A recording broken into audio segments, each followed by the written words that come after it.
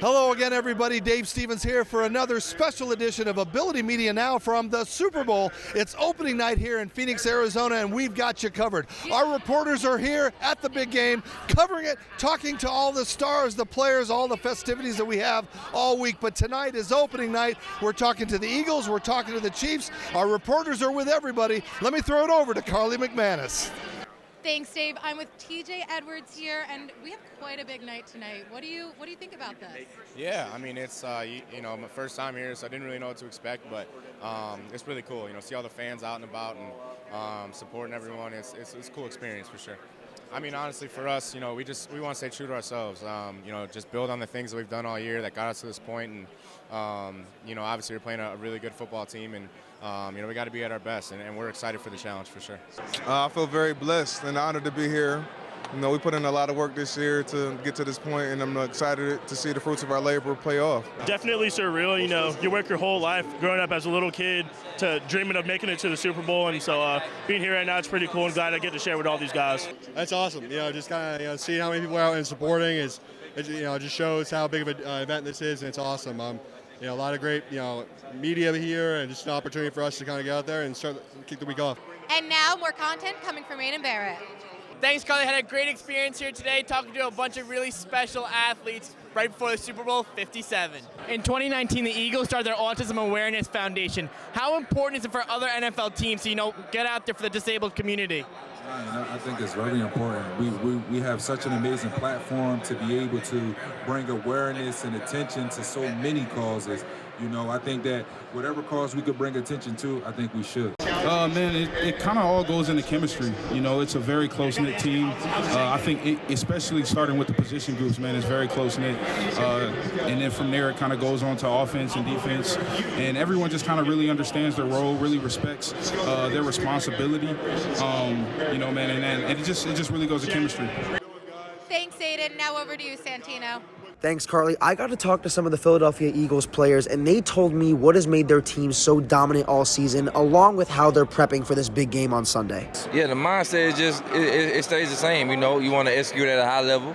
You want everything clicking. So it's just like every game this year, we wanted to prepare to play at our best and execute at a high level. So we hope to do the same this game, I think our O-line unit does a tremendous job of having a high level of expectation for whoever is in the game, regardless of who it is.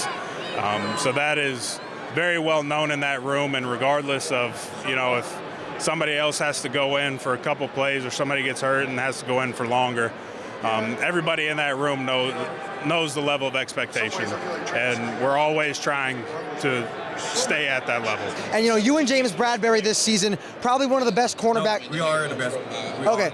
Slay and James Bradberry, you guys are the best cornerback duo in the NFL. How do you guys maintain that, that winning mindset coming into this game, playing against a banged-up receiving corps, probably the best tight end in the NFL, and Travis Kelce? What is your mindset with the two of you going into this game? Just go out here and play our game, try to be fundamentally sound and compete, man. This is a tough position to play, and a guy like Mahomes can make every throw. So, a guy like us, we can't lose confidence about if you make a great throw on us or not. We just got to go out there and compete. We have tons of great content coming to you from QBSN's chairwoman, Emily Sweeney. Thanks, Carly. Now, I had the opportunity to interview some amazing people here today at opening night. Let's take a look. At the event, I had a chance to speak with Kansas City's outside linebackers coach, who talked about teaching styles and his fellow coaching staff. When I got my degree in college, I ended up getting my degree in education.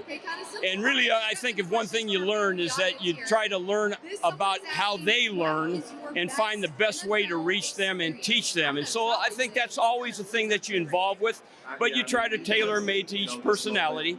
And that's what we try to do to try to enhance them and make them the best players that they can be. Coaching in the NFL is a job that continuously seems like a revolving door, but it also allows many coaches to come together with people they already know. Believe it or not, most of the guys on our defensive side I have coached with before, and that's what happens when you get to be in this business a long time. you cycle through teams and you get to be with other people that you know. If truth be known, I actually have been with Coach Reed at 2 stops in college, and we were together at the Green Bay Packers. So Steve Spagnuolo, our defensive coordinator, I was his defensive coordinator at St. Louis and at New Orleans Saints. Brendan Daly, the guy that coaches our linebackers as well. We were together at the St. Louis Rams. So a lot of these people, Emily, are people that I've been with before and I know.